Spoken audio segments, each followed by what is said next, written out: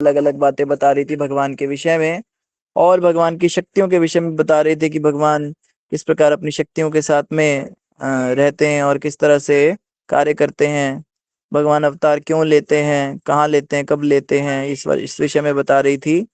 तो वो बात क्या कर रही थी, वो बता रही थी कि भगवान का जो अवतार है ये किस लिए होता है। तो पापी राजाओं को दंड देने के लिए और भक्तों की रक्षा करने के लिए भगवान समय समय पे अवतार लेते हैं और अपनी शक्तियों के साथ प्रकट होते हैं कि शक्तियां वो कार्य करती हैं। तो आज के श्लोक में क्या कह रही हैं, आगे कंटिन्यू कर रही हैं, ये स्त्रियां आपस में चर्चा कर रही हैं। ये कह रही हैं कि सबसे पहले तो आप देखिए यहाँ पर भी अहो है। अहो, अहो का मतलब आश्चर्यचकित होना। तो स्त्रियां आश्चर्यचकित हो रही है, अहो क्या बात है, मतलब क्या ही बात है।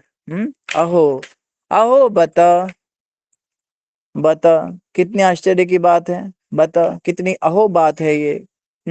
बड़े आश्चर्य हो रहा है मुझे। क्यों आश्चर्य हो रहा है, कोई पूछे कि भाई तुझे क्यों आश्चर्य हो रहा है, क्यों आश्चर्य करती है तू। कहती है अहो बता स्व यशसः।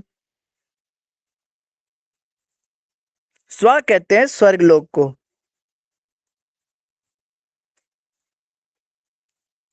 ओम भूर्भुवः स्वः। भूर कहते हैं जो नीचे के लोक होते हैं, भुव जो ये संसार है, और स्वः मतलब स्वर्ग लोक। अच्छा अच्छा, कोई बात। तो ये जो स्वर्ग लोक है उसको स्वः कहते हैं, ओम भूर्भुवः स्वः। तो यहाँ पे स्वः शब्द जो है वो यहाँ पर भी पर्याप्त इसीलिए प्रयुक्त हुआ है। अहो बता स्वः, ये कितने आश्चर्य की बात है कि स्वः मतलब स्वर्ग लोक का, यशसः, यशसः का मतलब होता है उसका यश, स्वर्ग लोक का यश, स्वर्ग लोक की महिमा। तो अहो बता स्वर यशसः, स्व यशसः। तो कितने आश्चर्य की बात है कि स्वर्ग लोक की महिमा, स्वर्ग लोक के ऐश्वर्य को क्या हो गया, तिरस्करी, उसको तिरस्कार कर दिया। क्या कह रही है ये सखी, ये कह रही है कितने आश्चर्य की बात है कि स्वर्ग लोक की महिमा को तिरस्कृत कर दिया। स्वर्ग लोक कितना, पहले तो स्वर्ग लोक की महिमा समझते हैं क्या है। स्वर्ग में पारिजात होता है, स्वर्ग में अप्सराएं होती हैं, स्वर्ग में नंदन कानन होते हैं, स्वर्ग में देवता गण रहते हैं, स्वर्ग में सोमरस होता है, स्वर्ग में अमृत होता है, स्वर्ग में चिरकालीन यौवन होता है, कभी कोई बूढ़ा नहीं होता, भूख प्यास नहीं लगती, वहां पे शक्तियां होती है देवताओं के पास में। और ऐसे स्वर्ग को तिरस्कृत कर दिया, उसकी महिमा को तिरस्कृत कर दिया। स्वर्गलोक का विशद वर्णन अगर आपको सुनना हो तो श्रीमद् भागवतम के तृतीय स्कंद में आपको बहुत विशद वर्णन मिलेगा, और उसको सुनकर तो मन कर जाता है एक बार को चलो स्वर्ग ही चले जाते हैं, वैकुंठ क्या करेंगे जाके, ऐसा वर्णन।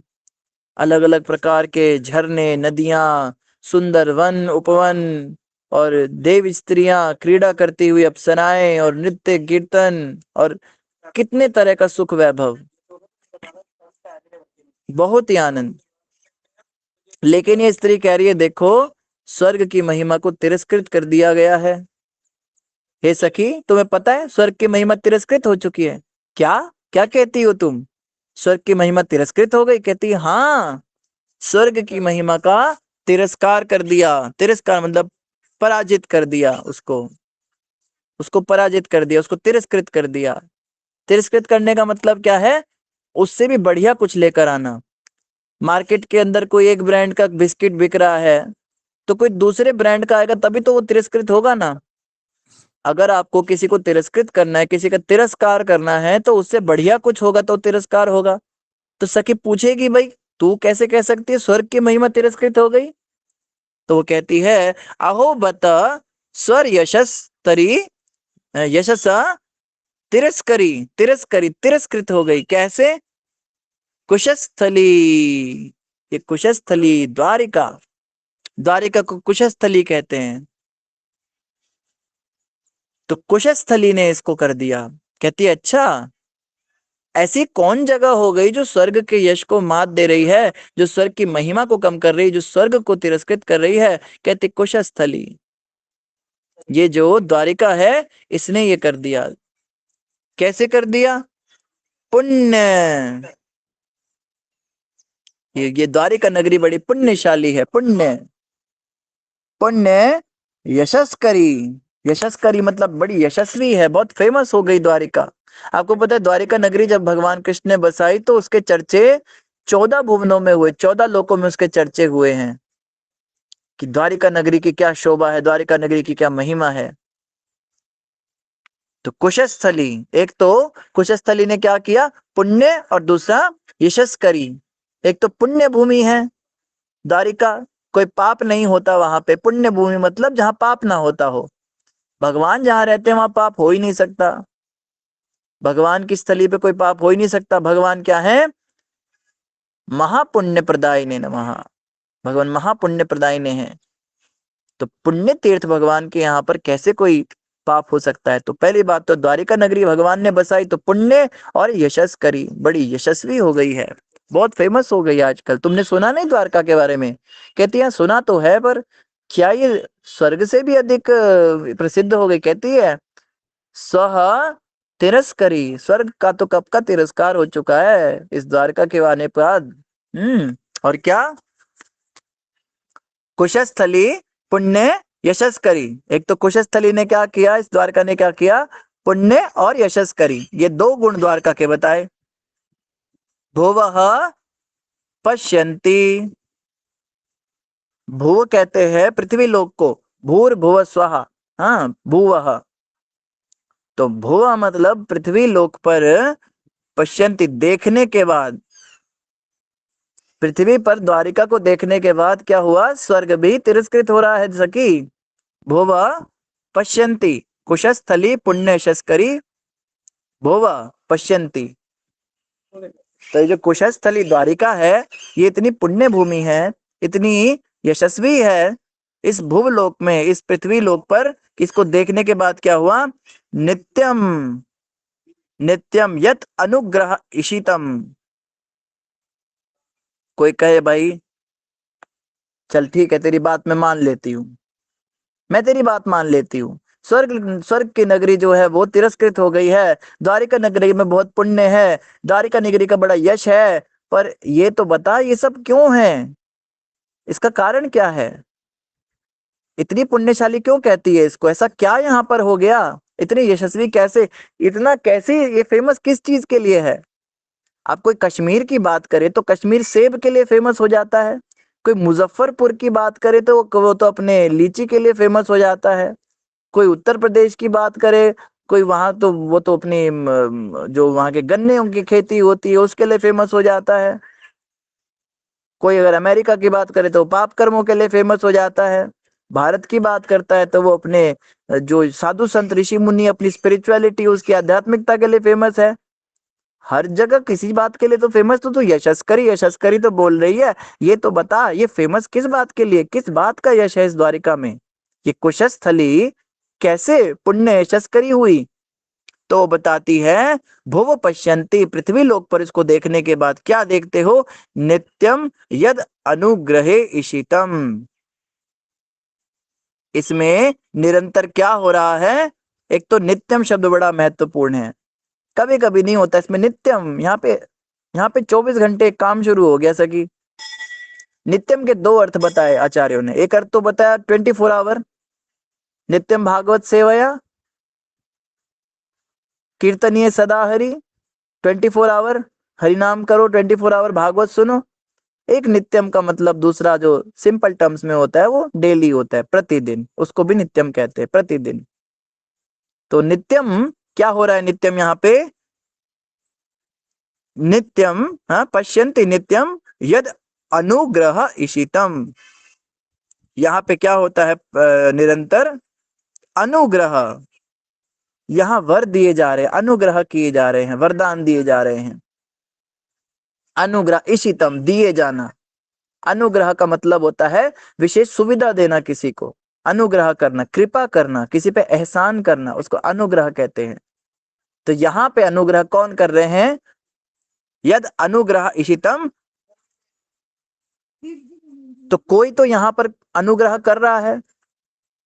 तो सखी कहेगी भाई बड़े लोग अनुग्रह करते हैं, बड़े लोग हैं जो दान पुण्य करते हैं, बड़ी जगहों पे कर्ण का नाम सुना है और भी कई नाम सुने हैं जो बड़े महावीर हुए जो दान करते हैं। इस द्वारिका में ऐसा कौन हो गया जो ऐसा दान कर रहा है। कहती है ये तो दान नहीं है तो वरदान देते हैं।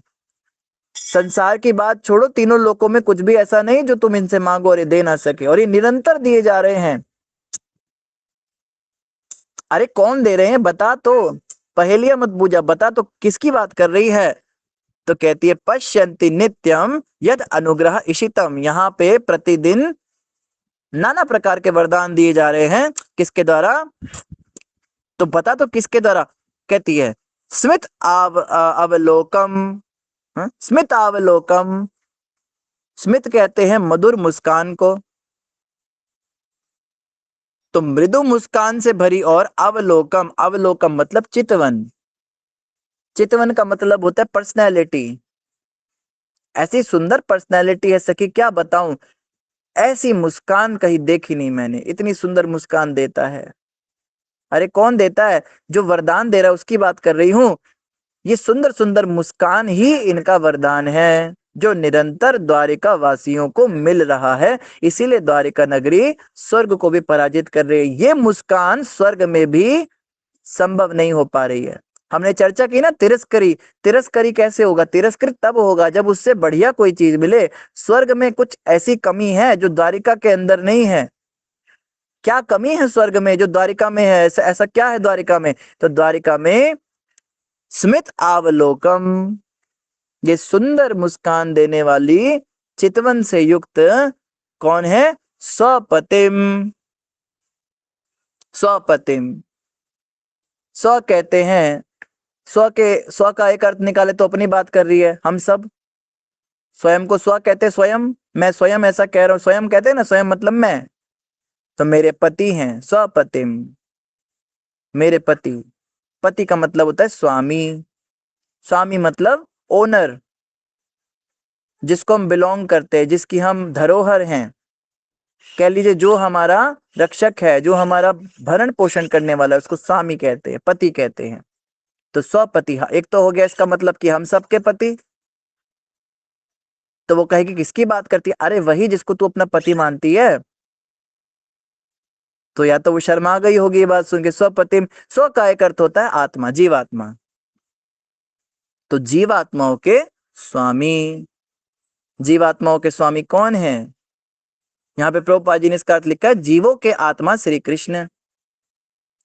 तो स्वपतिम का मतलब होता है हम सभी जीवात्माओं के जो स्वामी हैं, हमारी जो आत्मा है, उनकी बात कर रही हूं मैं। अच्छा अब समझी। तो स्मितावलोकम स्वपतिम, और स्म यत प्रजा। स्म मतलब ऐसा करते हैं, यत प्रजा मतलब उस स्थान के निवासी। तो उस स्थान के निवासी क्या प्राप्त कर रहे हैं? स्वर्ग लोक में किस चीज की कमी है कि तूने स्वर्ग को तिरस्कृत कर दिया? तो वहां पर स्मित मुस्कान वाले ये जो स्वपतिम है, क्या? स्मितावलोकम स्वपतिम, ये वहां पे नहीं है। और क्या करते हैं? यद अनुग्रहिशितम, अनुग्रहिशितम वरदान दे रहे हैं अपनी मुस्कान और वरदान, ये वो अपने द्वारिका के निवासियों को, यत प्रजा, अपनी प्रजा को दे रहे हैं। और कितना देते हैं? नित्यम, सदैव देते रहते हैं। इस कारण से मैं कहती हूँ कि द्वारिका नगरी जो है ये तो स्वर्ग से भी अधिक पुण्यशाली हो गई और यशस्वी हो गई। अहो बता स्व यशसः, हे सखी बड़ा आश्चर्य है कि स्व यशसः, स्वर्ग का यश जो है वो तिरस्कृत हो गया। क्योंकि कुशस्थली पुण्य यशस्करी, ये पुण्य और यशस्वी द्वारिका नगरी में भुव पश्यन्ति, पृथ्वी लोक पर इस पुण्य नगरी द्वारिका को देखने के पश्चात जहां पे क्या हो रहा है? नित्यम अनुग्रह इशितम, निरंतर यहाँ पे वरदान देते हुए, स्मित अवलोकम मृदु मुस्कान भरी चितवन से युक्त स्वपतिम, स्वयं द्वारिकाधीश क्या करते हैं? स्म यत प्रजा, अपने द्वारिका के निवासियों को ये सुख देते हैं। आइए इसका अनुवाद पढ़ लेते हैं। सखी कहती है निसंदेह यह कितना आश्चर्यजनक है कि द्वारका ने स्वर्ग के यश को पराजित करके पृथ्वी की प्रसिद्धि को बढ़ाया है। स्वर्ग को पराजित करके पृथ्वी की प्रसिद्धि बढ़ा दिया। भोवा, हाँ, ऊपर कहा स्वः पराजितः, स्वयशसा, स्वर्ग का यश तो जो है तिरस्करी, वो तो तिरस्कृत हो चुका है। और नीचे क्या कहती है, भुवः पुण्य यशस्करी भुवः, भुवः कहते हैं पृथ्वी लोक का, उसको यशस्वी बना दिया। हरे कृष्णा। कैसे प्रसिद्ध कर दिया? द्वारका के निवासी समस्त जीवों के आत्मा भगवान श्री कृष्ण का उनके प्रिय स्वरूप में सदैव दर्शन करते हैं, मुस्कान भरी चितवन के रूप में भगवान का दर्शन करते हैं। श्री भगवान उन पर दृष्टिपात करते हैं और अपनी मुस्कान भरी चितवन से उन्हें कृतार्थ करते हैं। तो ये जो है, ये श्लोक पूरी तरह से कह लीजिए एक प्रकार से द्वारिका नगरी का वर्णन कर रहा है, द्वारिका नगरी के यश का वर्णन कर रहा है, द्वारिका नगरी के पुण्य का वर्णन कर रहा है, और द्वारिका में रहने वाले निवासियों के सौभाग्य का वर्णन कर रहा है। एक प्रकार से आप इसे द्वारिका महात्म्य भी कह सकते हो इस श्लोक को। ये द्वारिका महात्म्य है, भगवान श्री कृष्ण की द्वारिका नगरी की महिमा है, वहां पर रहने वाले लोगों की महिमा है, द्वारिका निवासियों की महिमा है। तो ये श्लोक जो है बड़ा ही सुंदर श्लोक है, जो बड़े बड़े तरीके से सखी सुना रही है। और क्या उसके पीछे वजह हो सकती है, वो ये वजह कह रही है। देखो, एक तो कारण ये है कि वो बताना चाह रही है कि भगवान कितने महान हैं, कि भगवान जहां भी जाते हैं उस जगह को भी कितना महान कर देते हैं। दूसरा कारण यह है, जो हमने कल परसों की कक्षा में चर्चा किया था, हमने चर्चा किया था कि भगवान के साथ भगवान का धाम भी होता है, और पिछले श्लोक में धाम को प्रणाम कर रही थी, इस श्लोक में भी धाम की महिमा का बखान कर रही है, भगवान की धाम की महिमा बता रही है, और भगवान के धाम के वासियों की महिमा बता रही है। विशेष रूप से द्वारिका वासियों की महिमा यहाँ पे आ रही है सामने। तो द्वारिका में रहना, द्वारिकाधीश के दर्शन करना, और द्वारिका जो स्वयं द्वारिका है उसके यश का गान किया जा रहा है कि स्वर्ग लोक का भी यश जो है उसके सामने फीका पड़ चुका है। ऐसी ये द्वारिका नगरी है। आइए तात्पर्य पढ़ेंगे शिला प्रभुपाद जी के द्वारा। जगतगुरु शिला प्रभुपाद की जय। प्रभुपाद जी समझाते हैं, स्वर्ग लोक में इंद्र, चंद्र, वरुण तथा वायु जैसे देवता निवास करते हैं, और पुण्यात्माएं पृथ्वी पर अनेक पुण्य कर्म करने के पश्चात वहां पहुंचते हैं। ये तो सबको पता ही है, बहुत तरह के पुण्य करने के बाद ही स्वर्ग मिलता है। आधुनिक विज्ञानी स्वीकार करते हैं कि उच्च लोकों में काल की व्यवस्था पृथ्वी से भिन्न है। इस प्रकार प्रमाणित शास्त्रों से यह पता चलता है कि वहां पर आयु हमारी गणना के अनुसार 10,000 वर्ष है। तो प्रभुपाद जी बता रहे हैं कि आधुनिक साइंटिस्ट भी ये बात मानते हैं कि अलग अलग लोकों पर काल की गणना अलग अलग है। आप मंगल ग्रह पर जाएंगे तो उसकी चाल अलग है, वहां पर आपकी आयु अगर 1 साल 2 साल होगी तो वो पृथ्वी के अनुसार आपकी अलग चाल चलेगी। सूर्य का एक चक्कर लगाने में उसको जितना समय लगेगा, तभी तो आप मानेंगे आपका 1 साल हुआ है, वहां पे आप 1 साल के हो गए। तो पृथ्वी पर आप दो 3 साल कंप्लीट कर लेंगे, तब जाके बुध पर आपका 1 साल कंप्लीट होगा। तो वहां पर रहने वाला 1 साल का व्यक्ति यहाँ के रहने वाले 3 साल के व्यक्ति के बराबर। तो ये तो खाली हम यहाँ की बात कर रहे हैं, जो साइंटिस्ट भी बताते हैं, लेकिन प्रामाणिक शास्त्रों में हमने पाया है कि काल की गणना अलग अलग लोकों में और भी भिन्न है। और प्रभुपाद जी यहाँ पे सटीक बता रहे हैं 10,000 वर्ष। यहाँ के हिसाब से हमारे 10,000 वर्ष की हमारी आयु है, तो वहां पर नॉर्मल लोग उतने साल तक रहते हैं। मतलब कि कोई कोई व्यक्ति स्वर्ग लोक पर जाकर अगर जीना चाहता है तो वहां पर वो उतने समय तक रहेगा जितने में यहाँ पर इस पृथ्वी पर 10,000 साल बीत जाएंगे। पृथ्वी के 6 मास स्वर्ग के दिन के बराबर होते हैं। इसी प्रकार भोग की सुविधाएं भी अधिक हैं, और वहां के निवासी अत्यंत सुंदर भी हैं। तो वही बात हो रही है जो हमने शुरू में करी थी। प्रभुपाद जी भी उसी तरह से समझा रहे हैं। प्रभुपाद जी पहले स्वर्ग की महिमा बता रहे हैं कि स्वर्ग है क्या, पहले ये तो जान लो। तिरस्कार तो इसका बाद में करेंगे, पहले समझो तो सही इसकी महिमा क्या है। तो स्वर्ग पर इस पृथ्वी के 6 महीने स्वर्ग के 12 घंटे होते हैं, और स्वर्ग के लोग सुंदर बहुत होते हैं, स्वर्ग के निवासी बड़े खूबसूरत होते हैं, और वहां पे भोग की सुविधाएं भी बहुत अधिक है। इस पृथ्वी के ऊपर खाने पीने की इतनी वैरायटी नहीं जितनी स्वर्ग लोक में है। और वहां बीमारी भी नहीं होती, कितना भी खा सकते हो। यहाँ पे 2-4 पूड़ी एक्स्ट्रा खा लो तो उतने में ही घटा डकारे आने लगेंगी, बुढ़ापा आ जाएगा। बहुत अधिक भोग कर लोगे तो बीमारियां लग जाएंगी तरह तरह की। लेकिन स्वर्ग में ऐसा नहीं, स्वर्ग में आप अनलिमिटेड भोग भी कर सकते हो। पृथ्वी के सामान्य मनुष्य स्वर्ग पहुंचने हेतु अत्यंत इच्छुक रहते हैं, क्योंकि उन्होंने सुन रखा है कि पृथ्वी की अपेक्षा वहां जीव को बहुत अधिक सुविधाएं प्राप्त होती हैं। अब वे अंतरिक्ष यान के द्वारा चंद्रमा पर पहुंचने का प्रयास कर रहे हैं। इन सब बातों पर विचार करते हुए पृथ्वी की अपेक्षा स्वर्ग अधिक प्रसिद्ध है। तो नेचुरल सी बात है, स्वर्ग ज्यादा प्रसिद्ध है। पृथ्वी को तो कोई पसंद नहीं करता। कौन आप में से है जो पृथ्वी पर रहना चाहता है? हम तो नहीं रहना चाहते। बार बार जन्म, बार बार मृत्यु, बार बार बुढ़ापा, बार बार बीमारियां, नाना प्रकार के दुख, नाना प्रकार के ताप, काम करना पड़ता है, जॉब करनी पड़ती है, कितना कष्ट है। खाना खाओ फिर पेट खाली हो जाएगा, फिर डालो फिर पेट खाली हो जाएगा। जीवन भर इस पेट को भरते रहो, ये कभी कभी भरेगा ही नहीं, खाली हो जाता है दोबारा से। और इसको दोबारा भरने के लिए मेहनत करो, कमाओ, खाओ। तो दुनिया भर की चिंताएं, कितना झंझट है इस पृथ्वी पर जीवन जीना। तो स्वर्ग लोक ही ज्यादा बढ़िया हुआ। स्वर्ग में तो भूख ही नहीं है। हुआ कि नहीं हुआ? स्वर्ग लोक ज्यादा बढ़िया हुआ। तो अगर इस दृष्टि से देखो तो स्वर्ग लोक जो है वो पृथ्वी से अधिक महिमाशाली है। लेकिन प्रभुपाद जी कहते हैं, लेकिन द्वारका के कारण पृथ्वी की प्रसिद्धि ने स्वर्ग लोकों को पीछे छोड़ दिया है। द्वारिका जो नगरी है उसके कारण क्या हुआ?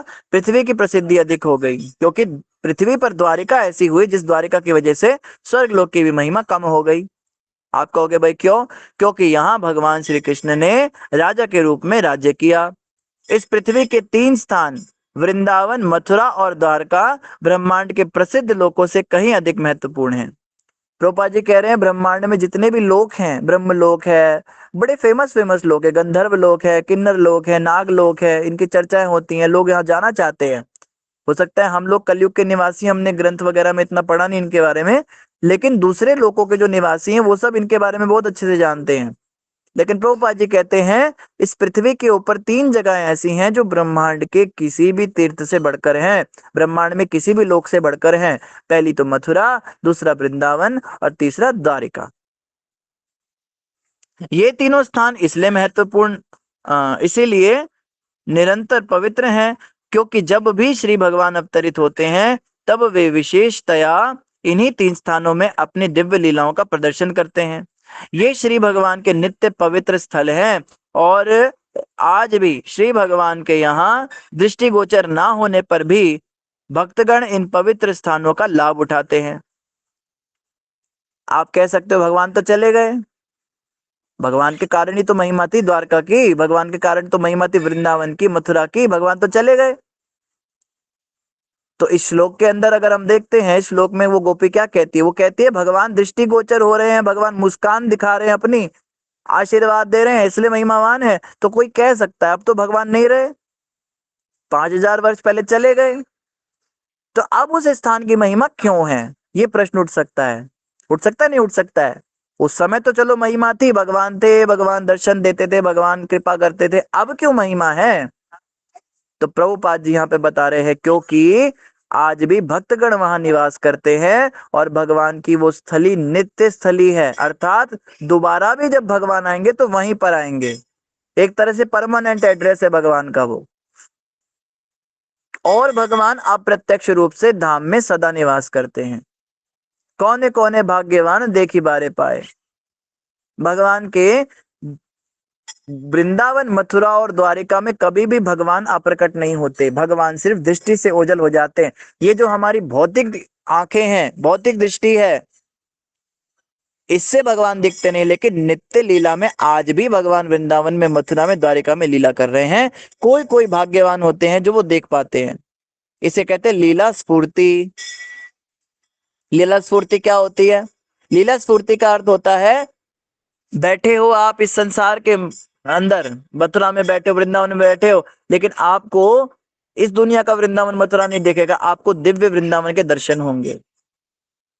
शिला रूप गोस्वामी, शिला सनातन गोस्वामी, षट गोस्वामी, भक्ति विनोद ठाकुर, भक्ति सिद्धांत ठाकुर, शिला प्रभुपाद, ये सब भगवान के शुद्ध भक्त थे और ये भगवान की नित्य लीला देख पाते थे। इनके आंखों के सामने भगवान की लीलाएं चलती थी। इसका मतलब वृंदावन में आज भी रासलीला होती है, वृंदावन में आज भी माखन चोरी लीला होती है, वृंदावन में आज भी सारी लीलाएं हो रही हैं, लेकिन हमको दिख नहीं रही हैं, हमें दिखती नहीं है। एक बाबा की कथा आती है, बड़ी सुंदर कथा आती है। वृंदावन के एक बाबा जी थे, प्रसिद्ध बाबा जी। तो वो बार बार कभी किसी गड्ढे में गिर जाते थे, कभी किसी दीवार से टकरा जाते थे, कभी किसी बिल्डिंग से, कभी किसी कचरे के ढेर में गिर जाते थे, कभी नाली में पैर चला जाता था। तो ब्रजवासियों को लगा बाबा की आंखें खराब हो गई, इनका इलाज करवा देते हैं। तो बाबा की इलाज कराने के लिए बहुत प्रयास किए, पर बाबा कभी माने ही नहीं, कहते नहीं मेरी आंखें ठीक हैं। बहुत कोशिश करी ब्रजवासियों ने, बाबा, क्योंकि बाबा को चोट लग जाती थी, कभी सिर पे पट्टी बंधी है, कभी पैर में फ्रैक्चर हो गया, अलग अलग तरह से बाबा को चोट लग जाती थी। तो ब्रजवासियों ने एक बार बड़ी जबरदस्ती करके डॉक्टर के पास भेज ही दिया। तो डॉक्टर के पास डॉक्टर ने इलाज किया, डॉक्टर अकेले में बाबा को ले गया और कहता है बाबा देखो, इतना तो मुझे पता लग गया कि तुम्हारी आंखें बिल्कुल ठीक है, कोई कमी नहीं आंखों में, बिल्कुल सही आंखें तुम्हारी, तो ये गिरते पड़ते क्यों रहते हो, सच सच बताओ। बाबा कहते किसी को बताओगे तो नहीं, कहते नहीं बताऊंगा। तो बाबा बताते हैं असल में मुझे इस दुनिया के वृंदावन के दर्शन होते ही नहीं, मुझे चिन्ह में वृंदावन दिखता है। अब इस दुनिया के वृंदावन में सामने बिल्डिंग है, गड्ढा है, पर जो मुझे दिखाई देता है उसमें तो कदम कानन होता है, उसमें तो खुला मैदान है, और सामने से राधा रानी दौड़ती हैं, ठाकुर जी पीछे पीछे दौड़ते हैं, कभी गोपी जाती है मुझे बुला लेती है तू भी आ जा, मैं उसके पास जब दौड़ने जाता हूं तो सामने, अब इस दुनिया में तो बिल्डिंग है वो दिख नहीं रही मुझे, तो मेरा सिर टकरा जाता है, कभी गड्ढे में गिर जाता हूँ, चिन्मय वृंदावन के दर्शन करता हूं तो क्या करूं, इसलिए मेरा यह हाल हो जाता है। तो डॉक्टर तो समझ गया ये तो कोई दूसरी ही लेवल की बातें हैं। तो ये होता है, इसको कहते हैं दिव्य दृष्टि, इसको कहते हैं चिन्मय वृंदावन के दर्शन, नित्य वृंदावन के दर्शन करना। और ये चिन्मय वृंदावन के दर्शन हमको अभी होते नहीं, हमारी आंखों पर माया का पर्दा है। हम तो कहते हैं हम वृंदावन गए, बड़े अच्छे दर्शन हो गए, आपको दर्शन खाक हुए। दर्शन करने की योग्यता आंखों के अंदर है, माया का चश्मा लगा हुआ है, दर्शन कर कैसे आए। प्रेमांजना छुरित भक्ति विलोचनेन संता सदैव हृदयेषु विलोकयन्ति यम श्याम सुंदरम चिंत गुण स्वरूपम गोविंदमादि पुरुषम तमहं भजामि। प्रेमांजना छुरित भक्ति विलोचनेन, नयनों में प्रेम का अंजन जिसने लगाया है, जिसने प्रेम का काजल लगाया है, माताएं काजल लगाती हैं, पुरुष लोग भी काजल लगाते हैं, कई बार कजरारी आंखें करते हैं। तो काजल तो लगाना है भक्तों को, लेकिन प्रेम का, कृष्ण प्रेम का काजल जब आंखों में लगेगा तब संता सदैव हृदयेषु विलोकयन्ति, फिर भगवान के सदैव दर्शन हो पाएंगे, उस आंख से वृंदावन दिखेंगे।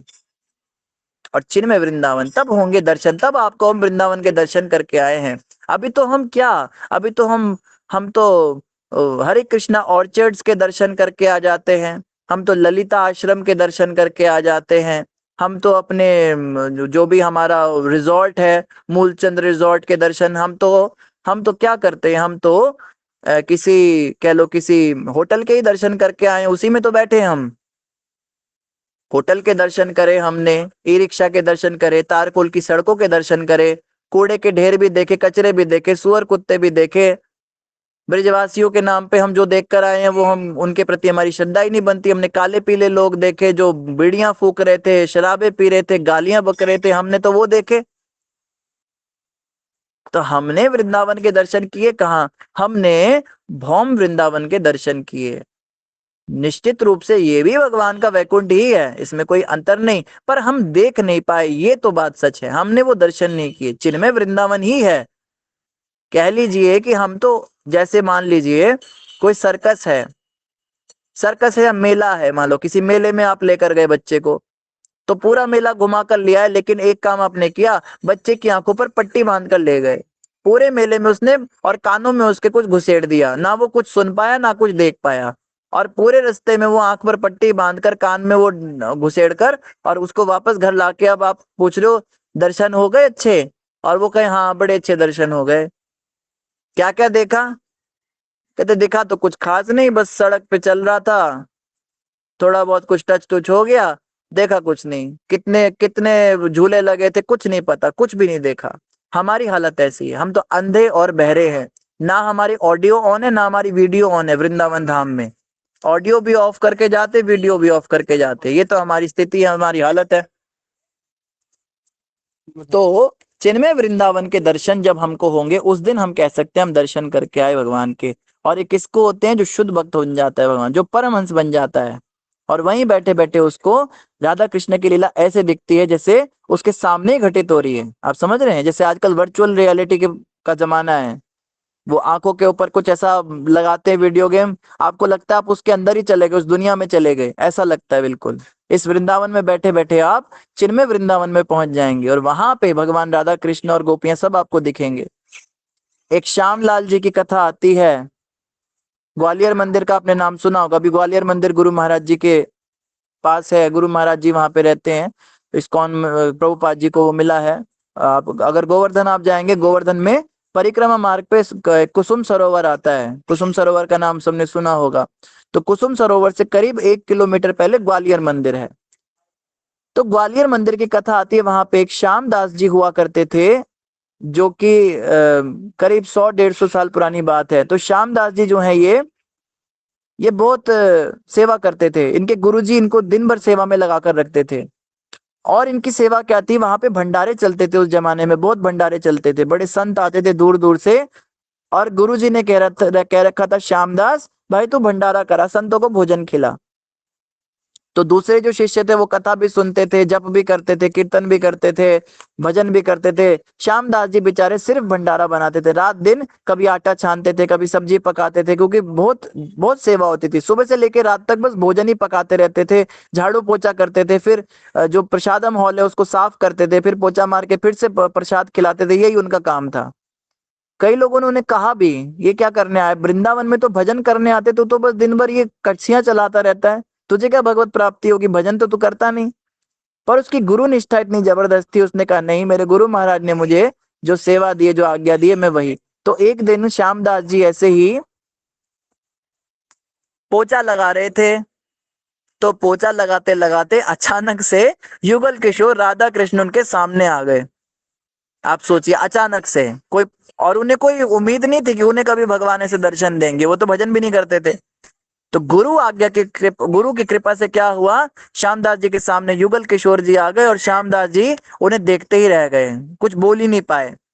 तो जो पोचा था हाथ में, वो हाथ का पोचा ऐसे गाल पर आ गया, ऐसे हाथ रख लेते ना गाल पर, तो ऐसे पैर के ऊपर कोनी रखी अपनी और गाल पर जो है पोचा रख के, और ऐसे ऐसे करके बैठ गए, टेढ़ा सा मुंह बना के, आंखें खुली की खुली रह गई, झपका भी नहीं पाए और मुंह भी खुल गया।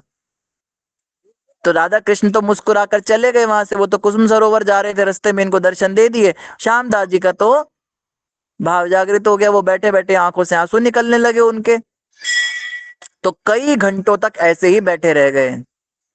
कई घंटों बाद जब गुरुजी ने आकर देखा, बोले बेटा क्या कर रहा है, पोचा गाल पे लेकर क्या बैठा है। तो उसकी हालत बात करने वाली थी नहीं, तो गुरुजी समझ गए, इसको भगवान ने कृपा कर दी, इसको दर्शन दे दिए।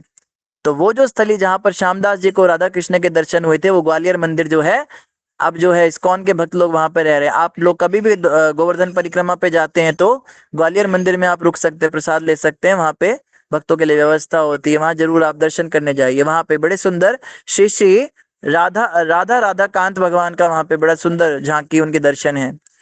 तो कहने का अर्थ है कि राधा कृष्ण के दर्शन जो हैं ये गुरु कृपा से होते हैं, ये भगवत कृपा से, ये सेवा से होते हैं। और चिन्मय वृंदावन के दर्शन ऐसे ही अचानक से हो जाते हैं।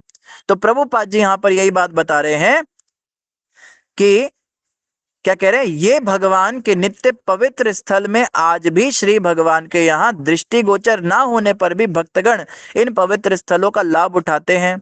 तो भक्तगण यहाँ पर रहते हैं और आज भी कोई तो भगवान का दृष्टिगोचर कर भी लेता है, किसी को दृष्टिगोचर नहीं भी होते तो वो भी भजन तो करता है। इसीलिए ये द्वारिका, ये वृंदावन, ये मथुरा आज भी पूरी तरह से प्रतिष्ठित है और स्वर्ग को तिरस्कृत कर रही है।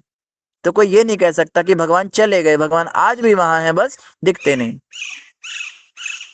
श्री भगवान सभी जीवों के आत्मा है और वे चाहते हैं कि सभी जीव अपने स्वरूप में रहकर उनके सानिध्य में दिव्य जीवन में भाग लेते रहे।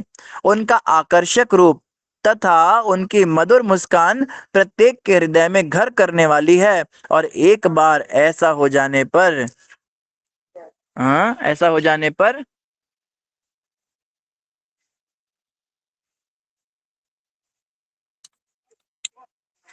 जीव श्री भगवान के धाम में प्रवेश पा जाता है। जीव जो है श्री भगवान के धाम में प्रवेश पा जाता है, जहां से कोई भी लौटता नहीं। इसकी पुष्टि श्रीमद् भगवद गीता में हुई है। तो प्रभुपाद जी आगे कह रहे हैं कि भगवान का ऐसा जो मधुर मुस्कान है, इसका दर्शन एक बार हो जाने पर क्या होता है, भगवान के धाम में प्रवेश मिल जाता है। एक बार भी भगवान का दर्शन हो गया तो धाम गमन हो जाता है, और वहां वहां जाकर कोई लौटता नहीं। भगवत गीता में कौन से श्लोक में कहा ये, यद गत्वा न निवर्तन्ते तद धामम परमम मम। जहां जाकर कोई वापस लौटता नहीं वो मेरा परम धाम है, हे अर्जुन।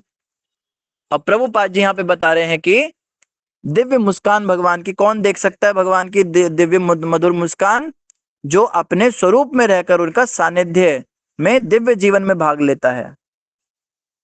हमारा स्वरूप क्या है, जीवेर स्वरूप है नित्य कृष्णदास। हम कृष्णदास हैं, कृष्णदासी हैं, ये हमारा स्वरूप है। अभी हम मायादास बने हुए हैं।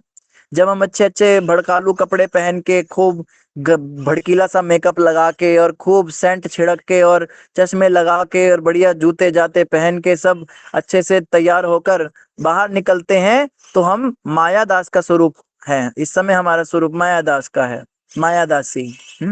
हर ग्रेस माया देवी दासी, हिज ग्रेस माया देव प्रभु। तो हमारा तो ये स्वरूप बना हुआ है। तो ये हमारा असली स्वरूप। ऐसे स्वरूप में भगवान नहीं मिलेंगे। भगवान मिलेंगे जो कृष्णदासी और कृष्णदास के स्वरूप में रहते हैं, भगवान के सेवक के रूप में रहते हैं। बाहर से बेशक हम भगवान के दास दासी बनने का दिखावा करे ना करे, पर हृदय से तो कम से कम बन सकते हैं। 24 घंटे सिर्फ कृष्ण सेवा के अलावा अन्य कोई विचार जिस दिन नहीं आएगा, उस दिन हम कहेंगे हम अपने स्वरूप में स्थित हो गए। आज भी हम सेवा करते हैं, कोई आधा घंटा सेवा करता है, कोई 1 घंटा सेवा करता है, कोई 2 घंटा, कोई 5 घंटा, कोई 10 घंटे भी सेवा करता होगा, लेकिन 24 घंटे तो कोई सेवा नहीं करता। थोड़ा बहुत तो भोग विलास का विचार आता है, अपने खाने पीने का, सोने का, रहने का, घूमने फिरने का। जिस दिन ये भौतिक विचार समाप्त, शून्य हो जाएंगे और सिर्फ कृष्ण सेवा का विचार रह जाएगा, उसी दिन भगवान हमारे आगे प्रकट हो जाएंगे और मुस्कान, अपनी सुंदर मुस्कान हमें देंगे। और क्या होगा, उसी समय हमें भगवत प्राप्ति हो जाएगी और हमें दोबारा से इस संसार में लौटना नहीं पड़ेगा। भले ही स्वर्ग के ग्रह भौतिक भोग की इच्छा, अच्छी सुविधाएं देने हेतु अत्यंत प्रसिद्ध क्यों ना हो, लेकिन श्रीमद् भगवद गीता 9वां अध्याय 20वें से 21वें श्लोक से हम जान पाते हैं कि जो ही संचित पुण्य क्षीण हो जाते हैं, तो ही मनुष्य को पृथ्वी पर पुनः आना पड़ता है। प्रभुपाद जी कह रहे हैं स्वर्ग में आप चले तो जाओगे, लेकिन वहां से आपको नीचे गिरा दिया जाएगा। स्वर्ग में कोई परमानेंट नहीं रह सकता। जैसे कोई शॉपिंग मॉल होता है, शॉपिंग मॉल के अंदर आप कुछ समय तक सामान खरीदारी कर सकते हो जब तक आपकी जेब में पैसे हैं। जैसे ही आपकी जेब के पैसे समाप्त हो जाते हैं, आपको वहां पर कुछ भी छूने के लिए मनाही है, कुछ भी पकड़ के खा नहीं सकते, कुछ भी लेके पहन नहीं सकते, क्योंकि आपके पैसे खत्म हो चुके हैं। आप ज्यादा जबरदस्ती करोगे तो गार्ड आकर क्या करेगा, आपको धक्के मार के बाहर निकाल देगा। ठीक उसी प्रकार से स्वर्ग है, क्षीणे पुण्य मर्ते लोकम विशंति। स्वर्ग लोक में पुण्य संचित करके व्यक्ति जाता है, और पुण्य जैसे वो कुछ भी भोग करता है, संसार का कुछ भी भोग करता है, तो पुण्य क्षीण होते हैं। जैसे आप सुपरमार्केट से कुछ भी खरीदते हो तो पैसे खत्म होते जाते हैं, इसी तरह से स्वर्ग में जितनी सुविधाएं आप भोगोगे वैसे वैसे पुण्य खत्म होते जाएंगे, पुण्य का संचय। तो जैसे ही पुण्य जीरो हो जाएंगे, पुण्य का बैलेंस खत्म, उसी समय आपको स्वर्ग से नीचे वापस पृथ्वी पे डाल दिया जाएगा, जाइए वापस। तो प्रभुपाद जी कह रहे स्वर्ग में जाने का क्या फायदा, बड़ी सुविधाएं हैं, ऐसा नहीं है कि फायदा नहीं है, बहुत सुविधाएं हैं, लेकिन ये सुविधाएं परमानेंट नहीं, शाश्वत नहीं। कुछ समय के बाद फिर नीचे फेंक दिया जाएगा। कितनी बार तो हम स्वर्ग होकर भी आ गए, याद है क्या किसी को?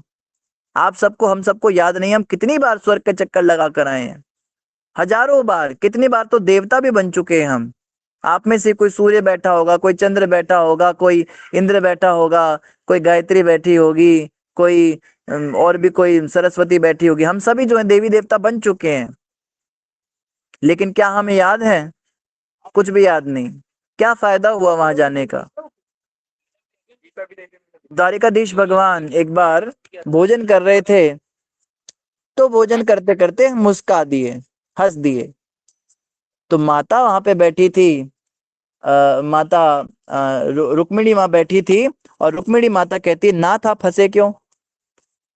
भोजन करते समय तो आप शांत रहते हैं, आप हंसते तो नहीं है, तो आप हंसे क्यों, मुझे बताइए। द्वारिकाधीश जी ने कहा, रहने दो, क्या करोगी जान के।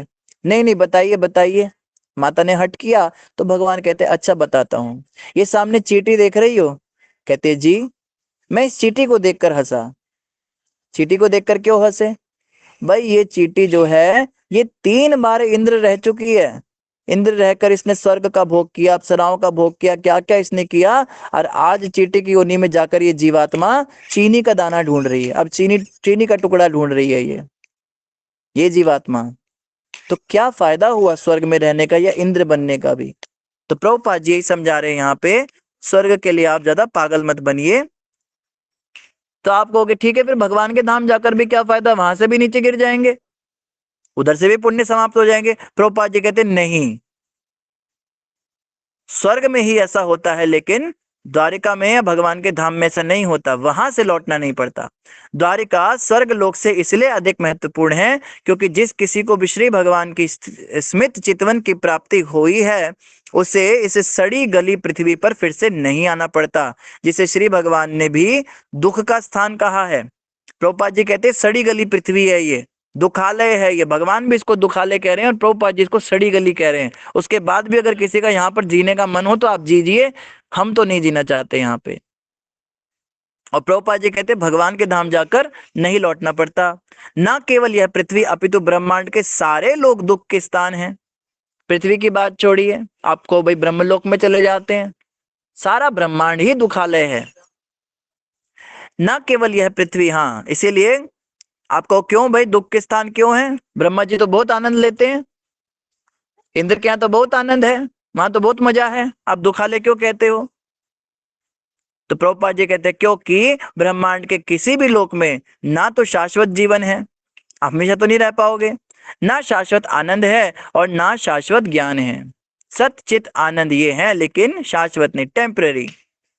जो व्यक्ति श्री भगवान की भक्तिमय सेवा में लीन रहता है, उसके लिए उपयुक्त तीनों स्थानों द्वारिका, मथुरा या वृंदावन में से किसी भी एक में रहने की संस्तुति की जाती है।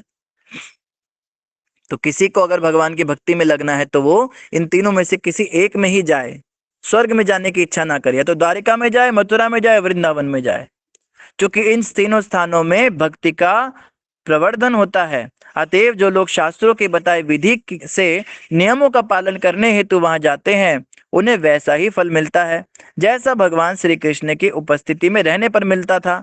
उनका धाम तथा स्वयं वे अभिन्न है, और आज भी कोई शुद्ध भक्त किसी अन्य अनुभवी भक्त के निर्देशन में सारे फल प्राप्त कर सकता है। तो प्रभुपाद जी बता रहे हैं, कोई ये ना सोचे कि आज जाकर क्या फायदा, जब भगवान थे तब तो चले जाते थे, लोग दर्शन करने जाते थे, अब क्या? प्रभुपाद जी कहते हैं भगवान में और भगवान के धाम में कोई अंतर नहीं। द्वारिका में, मथुरा में, वृंदावन में आप साक्षात श्री कृष्ण के निकट रहने का ही फल प्राप्त करेंगे, उनमें और उनके धाम में कोई अंतर नहीं। और अगर आप अनुभवी किसी भक्त के साथ रह रहे हैं, ये बड़ी जरूरी बात है। कई लोग धाम वास करते हैं, हरे कृष्ण प्रभु जी, हमारा तो वृंदावन में कुटिया बन गई। कैसी कुचिया बन गई आपकी माता जी? कुचिया जो है हमारी 4 करोड़ की है, 5 मंजिला फ्लैट है, अलग से उसमें बार है, उसमें स्विमिंग पूल है, उसमें लेमोजीन कार है, उसके बाहर बहुत बड़ा ग्राउंड है, वहां पे हम जॉगिंग भी करेंगे, वहां पे हम पार्टी भी करेंगे। ये आपकी कुचिया बन गई। ऐसी कुचिया नहीं बनानी हमको। कई लोग कहते हैं वृंदावन में प्लॉट बड़े सस्ते कट रहे, मेरी माँ भी बोलती रहती है, उधर वो यूट्यूब पे वीडियो आती रहती है ना आजकल, हाँ ये देखिए बांके बिहारी मंदिर से बस इतनी सी दूर, इतने किलोमीटर दूर पे ये वृंदावन के अंदर जमीन ये इतने में मिल रही है, खरीद लीजिए, धाम के अंदर अपना घर बनाइए। अरे धाम के अंदर वास करने की अनुमति हमको नहीं है। धाम के अंदर जो पैदा हुआ है, चलो वो तो ब्रजवासी है, वो वहां वास कर सकता है, लेकिन बाहर से हम वहां रहने जाते हैं तो याद रखिए, हमें सिर्फ भक्ति करने जाना है। 10 प्रकार के धाम अपराध होते हैं, उनमें से एक अपराध है धाम में पैसा कमाने के लिए जाना। जो भगवान के धाम में पैसे कमाने की इच्छा से जाकर निवास करना चाहता है उसको धाम अपराध लगता है। तो कुचिया बनाएंगे आप तो वहां पे पैसे तो कमाने पड़ेंगे, नहीं तो कुचिया चलेगी नहीं आपकी, वो तो बिक जाएगी, नीलाम हो जाएगी। तो क्या काम करेंगे? जैसे ही आप पैसे कमाने जाएंगे नूडल की दुकान खोलेंगे, ये बड़ा चल रहा है आजकल, दूध की दुकान खोल लेंगे, मिठाई की दुकान खोल लेंगे, नहीं तो कुछ नहीं तो भगवान की लड्डू गोपाल के कपड़ों की दुकान, कोई डंडे लेके घूमेंगे आप वहां पे, ई रिक्शा चला लेंगे वहां पे। तो पैसे कमाने के लिए धाम जाएंगे। प्रभुपाद जी कह रहे किसी अनुभवी भक्त के साथ जाओ और भक्ति करो। पैसे कमाने हैं तो इधर ही बैठे रहो, अपने दिल्ली में, अपने अंबाले में, अपने ये जो भी साउथ में जिधर भी आप रहते हो, कर्नाटक में, अपने अमृतसर में, अपने जम्मू में, अपने महाराष्ट्र में, इधर ही रहो। इधर रहकर पहले पैसे कमा लो। तुम्हारे अंदर पैसे कमाने की लालसा खत्म नहीं हो रही है, नोट बनाकर ही तुम्हें लगता है तुम्हें भगवत प्राप्ति होगी, तुम पहले नोट बना लो, अच्छे से नोट बना लो, खूब नोट बना के खूब पैसे कमा के, जब तुम्हें तृप्ति हो जाए, जब तुम्हें लगे कि अब जो है भौतिक वासनाएं कुछ कम हो रही हैं, अब भगवान की भक्ति करनी है, तो शुद्ध निष्काम भक्ति करने के लिए ही धाम में निवास किया जाए, यही शास्त्र आज्ञा है। ऐसे व्यक्ति को कहते हैं ब्रजवासी। तब आप ब्रजवासी बनेंगे। क्यों वो भजन गाते हैं? हरि हम कब होंगे ब्रजवासी, हरि हम कब होंगे ब्रजवासी। आप में से कोई क्या कर ले, हमने तो प्लॉट खरीद भी लिया, हमारे तो कुचिया भी तैयार है, हम तो हो गए ब्रजवासी।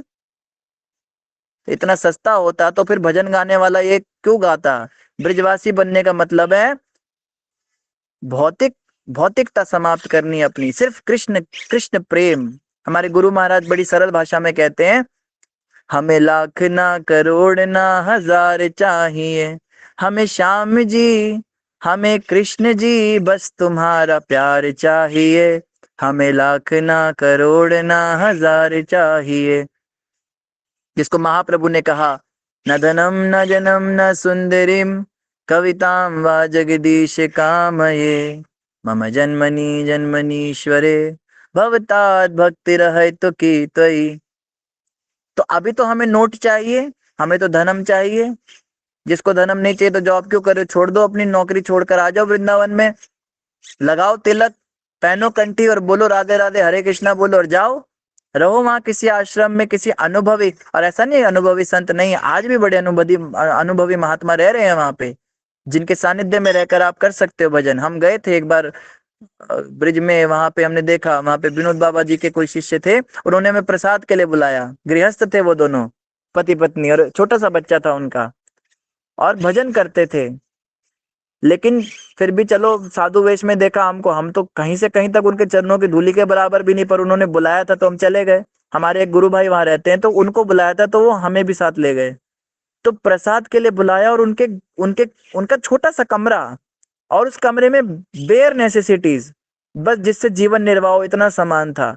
और दोनों ही माता जी और प्रभु जी ये 64 माला करते थे, और केवल कृष्ण कृष्ण भक्ति करते थे, इसके अलावा कोई काम नहीं करते थे। अब मुझे पता नहीं कुछ छोटा मोटा कुछ काम करते भी होंगे, लेकिन मुख्य कार्य उनका भजन था। और बड़े भाव से बेचारे जूठी मुट्ठी सी पत्तल सी लेकर आए, टूटी फूटी सी, उसमें प्रसाद खिलाया उन्होंने, दाल बनाई थी, चावल बनाए थे उन्होंने, और साथ में कुछ और भी दिया, और दक्षिणा भी दे रहे हैं, 11 रुपए दक्षिणा भी दी उन्होंने। उनका तो बड़ा भार मुझे चढ़ा होगा, मैं अभी सोचता हूँ। और बड़े भाव से खिला रहे और कह रहे हैं हम तो कुछ कर नहीं पाते, हम हमें आशीर्वाद दीजिए, हम तो पतित थे, हम तो गृहस्थ हैं। और इतना भजन करते हैं, ऐसे रहते हैं ब्रज के अंदर। और ये तो मैंने आपको उनकी बात बताई जिनको मैंने देखा, कितनों को तो मैंने देखा ही नहीं ब्रज में कैसे कैसे रहते हैं महात्मा। कितने तो महात्मा है जो गोवर्धन में निवास करते हैं, प्रतिदिन गोवर्धन जी की 26 किलोमीटर 21 किलोमीटर की परिक्रमा, बड़ी वाली 26 पूरी परिक्रमा लगाकर ही पानी पीते, उसके पहले पानी भी नहीं पीते। एक टाइम भोजन करते हैं और भजन करते हैं बैठ के। हमारे ऑर्चर्ड में कुचिया के अंदर एसी के नीचे बैठकर और टीवी के अंदर बांके बिहारी की आरती चलाकर नहीं बैठते हैं वो। ब्रिजवास कहते किसे, पहले समझे तो हम। और प्रभुपाद जी यहाँ पर यही बात कह रहे हैं कि किसी अनुभवी महात्मा के निर्देशन में रहकर हमें ब्रिजवास करना है। इसकी कोई मनाही नहीं है, इसकी अनुमति है। लेकिन जब तक पैसे की और नोटों की लालसा हमारे मन में है, चिट्टे चिट्टे नोट हमें बड़े अच्छे लगते हैं। मैं अपनी बात करूंगा, मुझे तो पैसे बड़े अच्छे लगते हैं। मुझे तो लगता है संसार की सारी खुशी पैसों से ही खरीद सकता हूँ। पैसे नहीं है तो फिर तो हाँ, भूखे भजन ना होए गोपाला, ले लो कंठी माला। जब तक पेट में कुछ जाएगा नहीं तो भजन भी नहीं निकलेगा मुंह से। ऐसी स्थिति के लोगों को वृंदावन में वास नहीं करना चाहिए। धाम जाएं, दर्शन करके आए, जो भी है 2-3 दिन। और दर्शन भी क्या करके आते हैं हम, मंदिरों में जाके बड़े बड़े मंदिरों में भीड़ में खड़े होकर फूल माला चढ़ाकर और बल्लैया लेकर ठाकुर जी के आ जाते हैं। भक्ति सिद्धांत ठाकुर कहते हैं आंखों की एक्सरसाइज करके आ गए, आंखों का व्यायाम करा अच्छे से खूब। क्यों भाई, दर्शन करके आए? अरे दर्शन तो कानों से होता है, इन आंखों से, इन चर्म चक्षुओं से धाम का दर्शन कैसे होगा? राधा कृष्ण की कौन सी लीला देख कर आई बताइए? हमें थोड़ा ना भगवान दिखेंगे, तो भगवान कानों से दिखते हैं। वहां रहने वाले महात्माओं का कितना संग करके आए, वृंदावन जाकर आए और कोई कथा सुनकर नहीं आए, हरि कीर्तन नहीं किया, प्रेमी भक्तों के साथ, रसिक भक्तों के साथ नहीं बैठे, तो खाक तुम वृंदावन घूम कर आए। तुम सिर्फ अपनी आंखों का एक्सरसाइज करके आए हो, तुम सिर्फ टाइम पास करके आए हो। और ऐसे टाइम पास करने से तुम्हें क्या लाभ मिलेगा? और तुम कहते हो बड़े अच्छे दर्शन हो गए।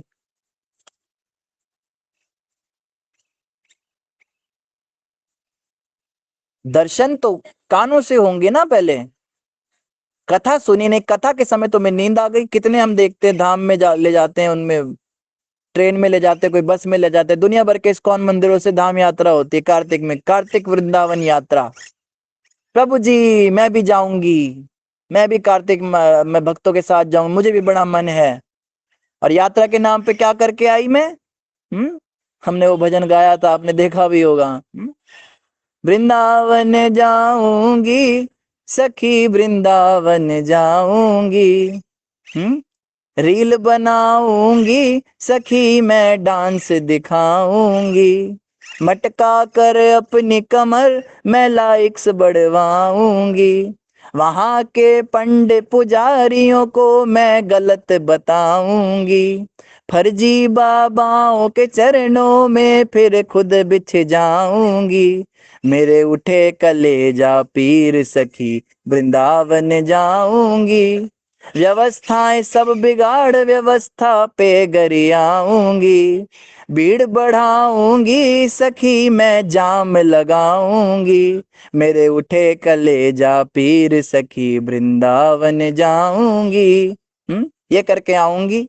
और ये सब करके आके भी वृंदावन से आके मैं कहूंगी हाय, मैं तो बीमार पड़ गई, मुझे तो ये हो गया, मुझे तो कुछ नहीं अच्छा लग रहा, मेरा तो मन ही भजन से उठ गया। कितने लोग, कितनी माताएं, कितने भक्तों के फोन आते हैं, प्रभु जी हम धाम यात्रा करके आए, हमारी तो माला ही बंद हो गई, हमारा तो मन ही नहीं कर रहा कुछ करने का, हमारे तो भक्ति से ही मन उठ सा गया है, हमारी तो रूटीन टूट गया, घर में माला का या कीर्तन का जो भी रूटीन था वही टूट गया, हमारी तो तबीयत बड़ी खराब हो गई। मैक्सिमम भक्तों का यही कहना होता है। तो तू क्या करके आई है? तू धाम में तू यात्रा करके आई है? घूमने फिरने वाले हो, यमुना बोटिंग, हाँ बोट पे जाऊंगे, बोट में बैठ के, हाँ जय जय वो कर रहे हैं, उसको खेल रहे हैं, पानी डाल रही है, अपने पति पे पानी डाल रही है, नई नई शादी हुई उसकी, पति भी उस पे पानी डाल रहा है। जी क्या कर रहे हो? सलिल बिहार लीला तो तुम्हारी चल रही है, तुम सलिल बिहारी की पूजा क्या कर रहे हो? राधा कृष्ण तो खुद ही बने हुए हो तुम।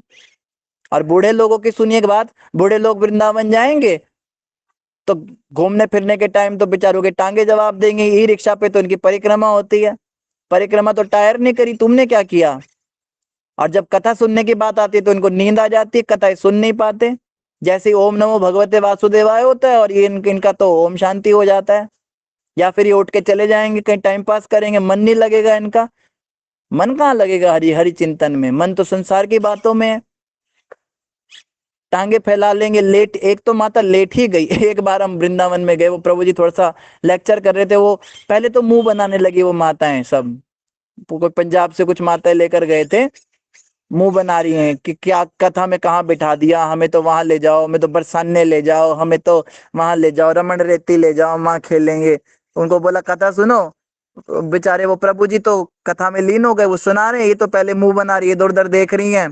धीरे धीरे उन्होंने टांगे फैलाई अपनी, सीधे टांगे प्रभु जी पर, करते करते करते जो है और थोड़ी सी कहीं इन्होंने कमर लगाई, पीठ लगाई, करते करते पूरी लेट ही गई। एक माता तो खनाटे मारने लगी, तब तो प्रभु जी की आंखें गोली, अरे ये क्या हो गया।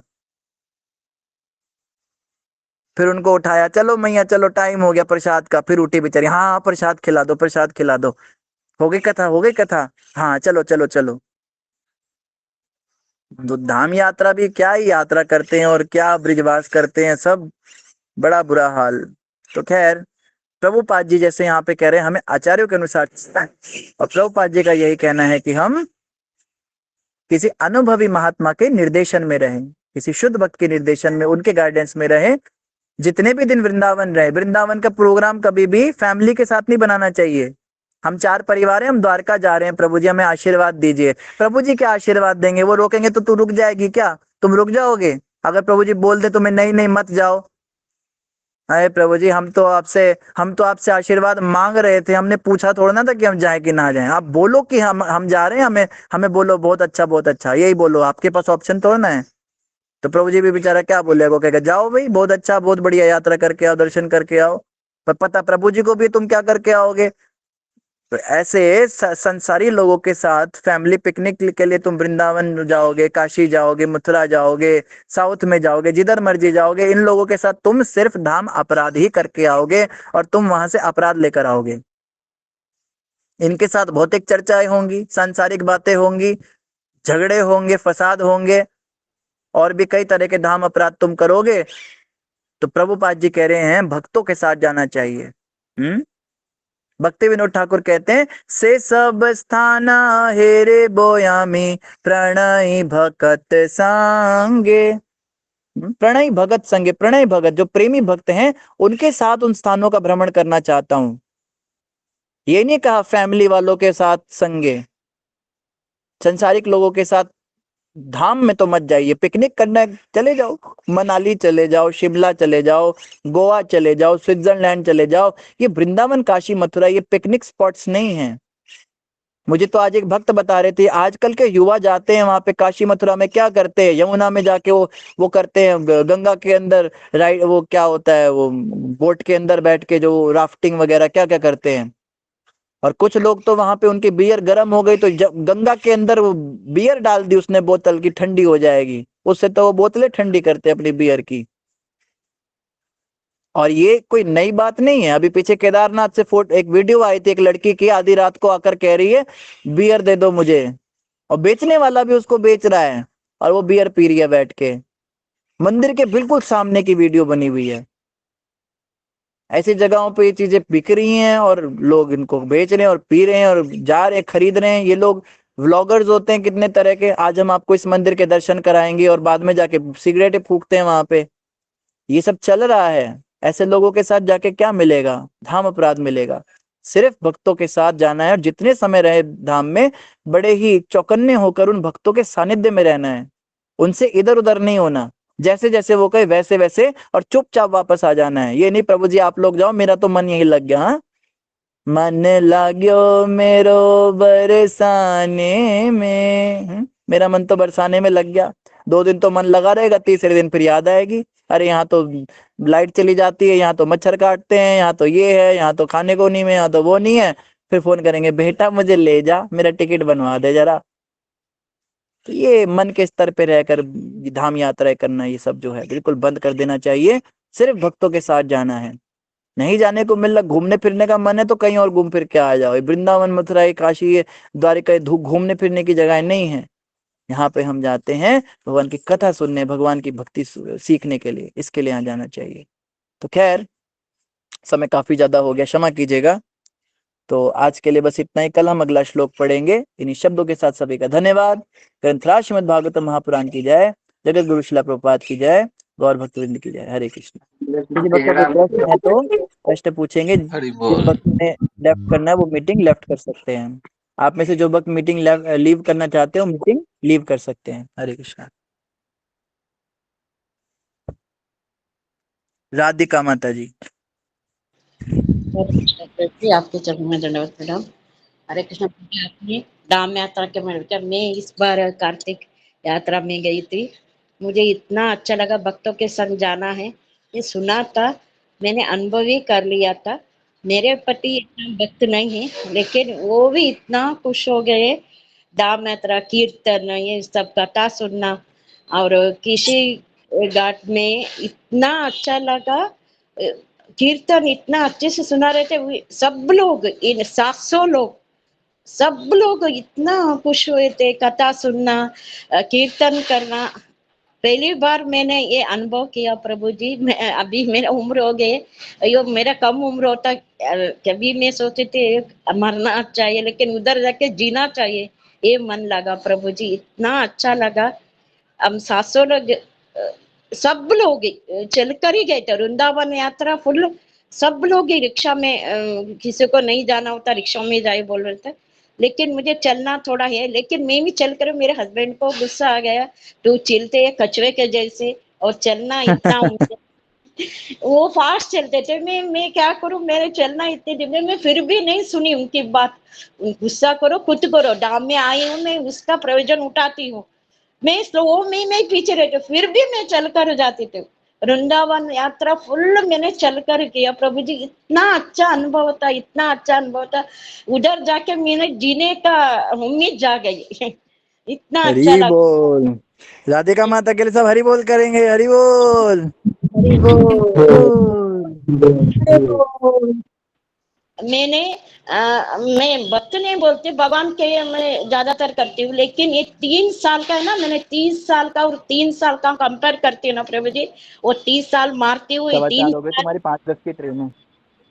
ये यस तीन यस साल माता है। जी। ये 3 साल है हम्म। ना प्रभु जी, मेरे जीवन का बहुत अनुभवी प्रभु जी। इस्कॉन में आके मैंने पुण्य किया होगा, क्या कर्म किया होगा, इतना अच्छा लगता है ना प्रभु जी। मुझे, मेरे घर में कोई भक्त नहीं, मुझे सुनाते हैं, मैं पहले पहले गुस्सा आता, गुस्सा भी नहीं आता, उन्हें बोलने तो बोलने दो, मैं अपने में मजा हूँ। हरे कृष्णा बहुत प्रभु बढ़िया। जी। आपकी बात सुन के तो हमें ही आनंद आ गया माता जी। आपको सुन के ही पता लग रहा है आप कितनी ज्यादा आनंद में होकर आई हैं, और आपको सुन सुन के हमें मन कर रहा है कि हमें भी आनंद आ गया है।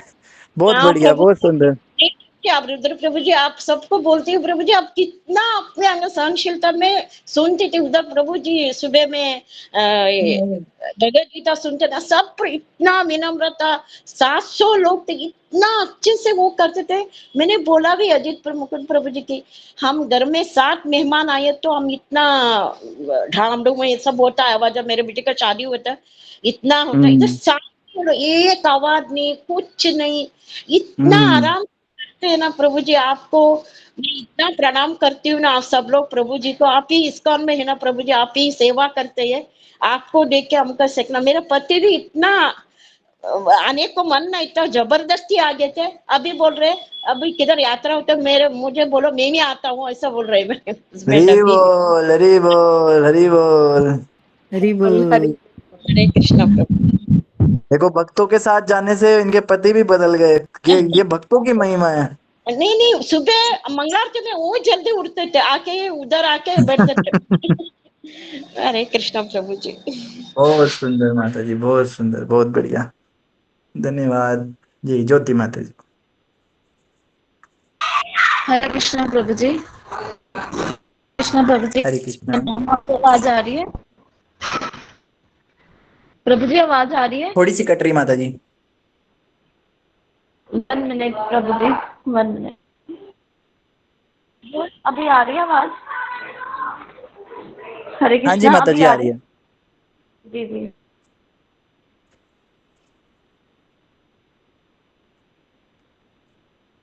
अब नहीं आ रही है।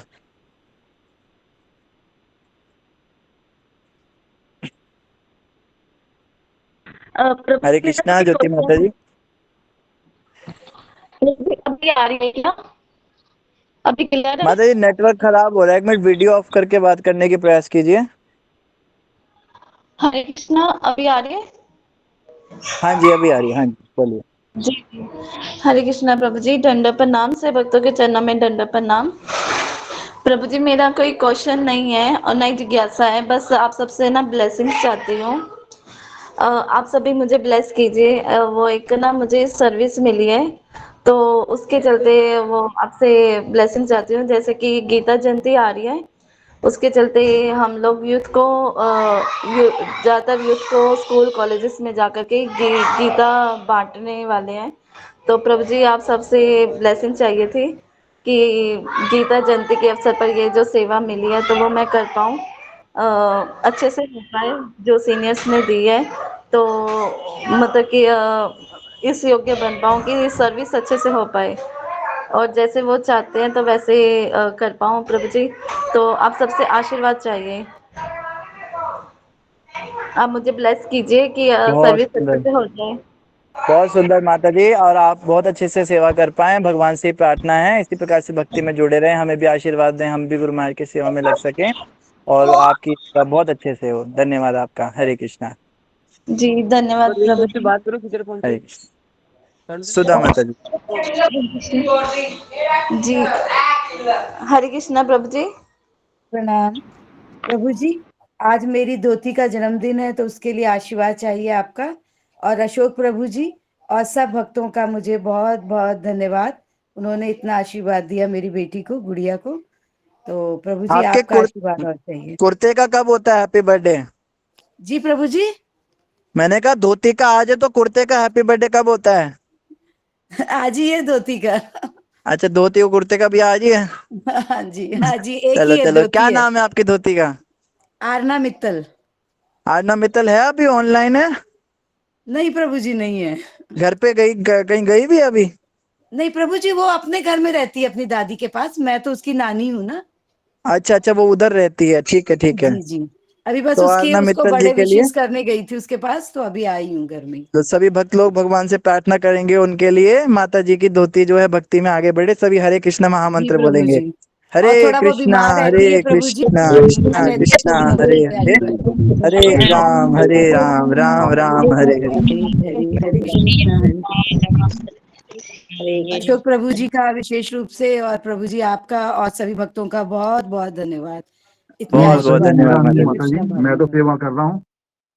नहीं प्रभु जी, और आप सेवा कर रहे हैं, इतनी अच्छी सेवा कर रहे हैं ना, बहुत अच्छा लगता है जब एक आप कहीं एक थोड़ा और सा ही रिक्वेस्ट कर मैसेज रहा हूँ करते हैं सभी आप भक्तों को। फटाफट आंसर देते हैं।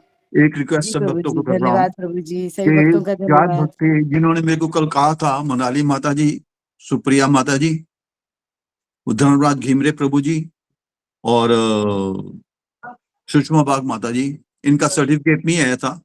तो कल मैंने अजीत प्रभु जी से बात की थी, हाँ उन्होंने प्रभु उन्होंने मेरे तुरंत व्हाट्सएप पे उस चारों के सर्टिफिकेट भेज दिए थे और सबको मैंने भेज दिए हैं। तो कृपया हरि आप चेक करके अपना बोल। मैसेज। आदि नारायण भोग के लिए सभी हरि बोल करेंगे प्रभु जी की हरि फास्ट सर्विस के लिए। बोल, हरि बोल। प्रभु जी एकदम ठीक है, एक्टिव होके काम करवा देते हैं सारे। हरे एकदम कृष्णा। फास्ट एंड एकदम फ्यूरियस। नहीं प्रभु जी, जो मेरे को सेवा बख्शी गई है वो रिस्पॉन्सिबिलिटी मेरी है।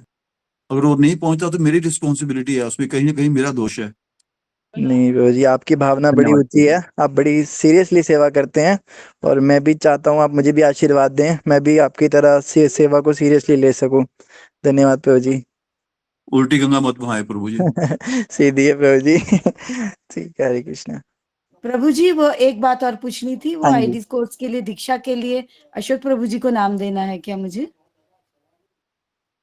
आईडीसी कोर्स के लिए? नहीं सर प्रभु जी, आईडीसी नहीं, दीक्षा के लिए, वो तो हो गया मेरा। दीक्षा के लिए ना मैं एक लिंक भेजूंगा यहाँ पे ग्रुप का, साधना भक्ति पे, क्षमा कीजिए मैं कल भूल गया डालना, मुझे आज याद दिलाइएगा। जी जी तो उस प्रभु ग्रुप जी। में आप ज्वाइन हो जाना हाँ जी। और अपने आप सब जो डिवोटीज हैं आप सबके नाम की लिस्ट आप आदिनारायण प्रभु जी को सभी दे दीजिए, प्रभु जी के लिए फाइनल लिस्ट तैयार करके मुझे भेज देंगे, मैं संजय प्रभु जी को दे दूंगा। तो प्रभु जी वो फॉर्म भरना है हमने, लिंक जो भेजेंगे आप? नहीं, वो फॉर्म का लिंक नहीं होगा माता जी, वो व्हाट्सएप ग्रुप का होगा। ठीक है प्रभु जी, ठीक है, उसमें डेली धन्यवाद प्रभु क्लासेस जी। होंगी वो प्रभु जी की, तो उन जी क्लासेस जी में आप प्रभु जी, जुड़ हरे जाएं। कृष्णा प्रभु जी, हाँ धन्यवाद हाँ। प्रभु जी।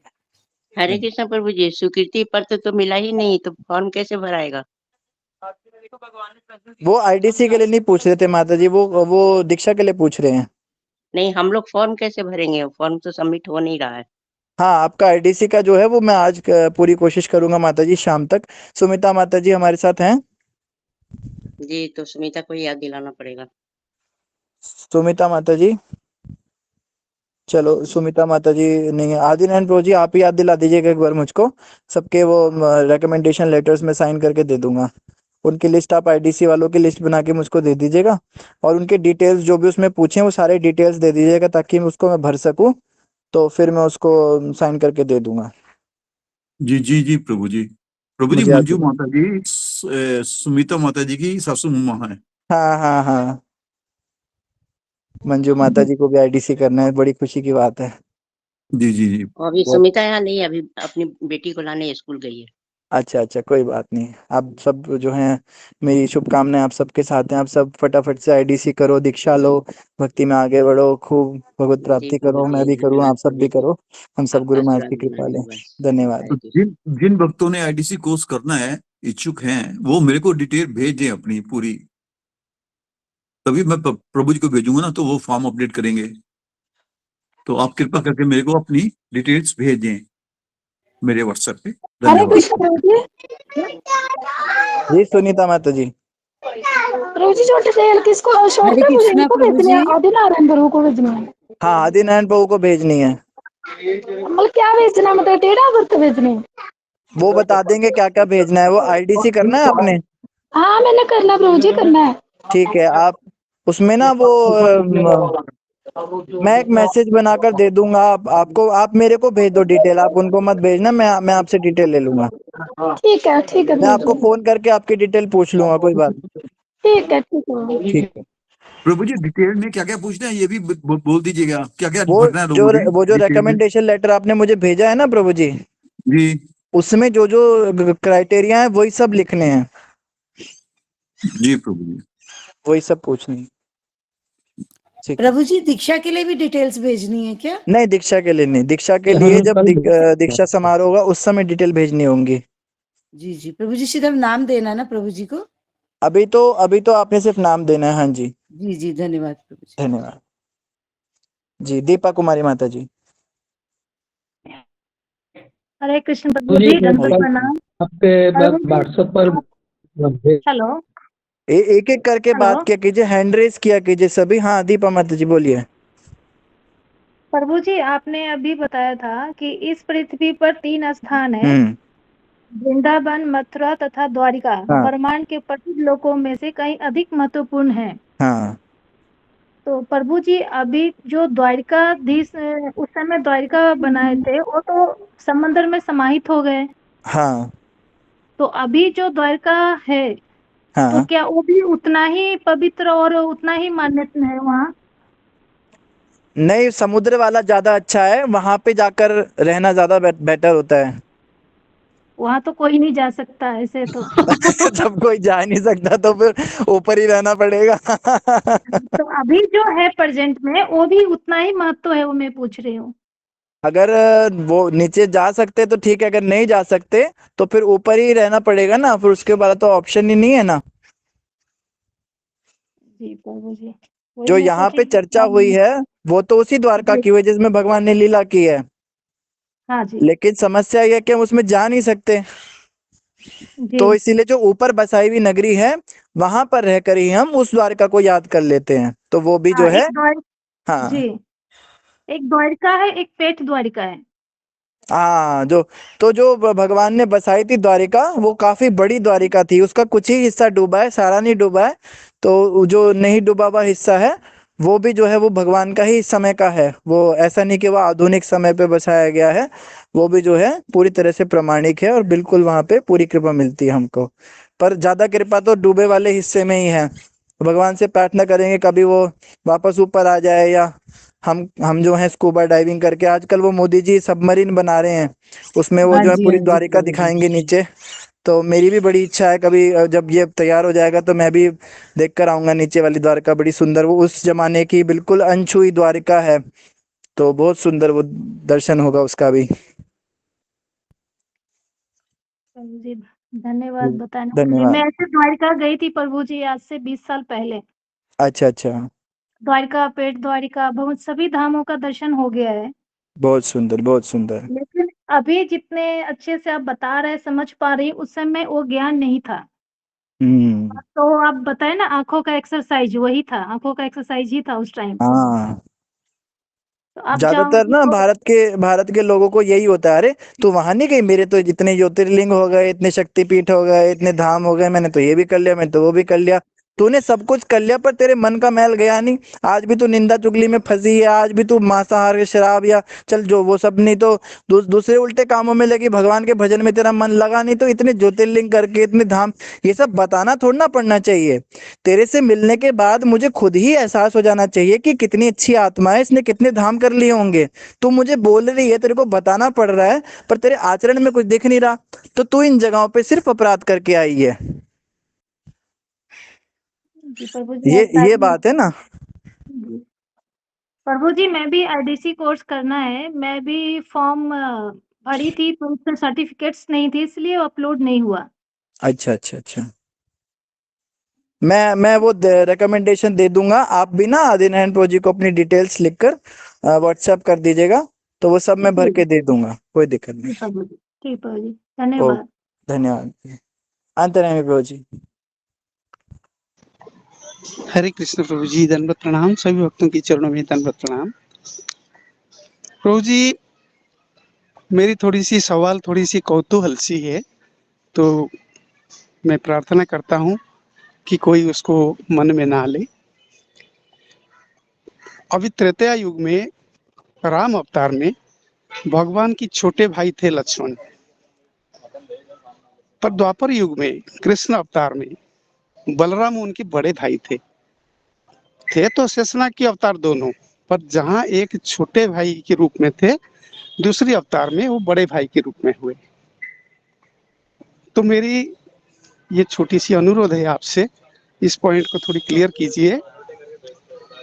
2 पॉइंट है। नंबर 1 पॉइंट है कि बड़े भाई की होते हुए छोटे भाई कैसे द्वारकाधीश बने, कैसे कहलाए? क्या इसमें बलराम जी की स्वीकृति थी?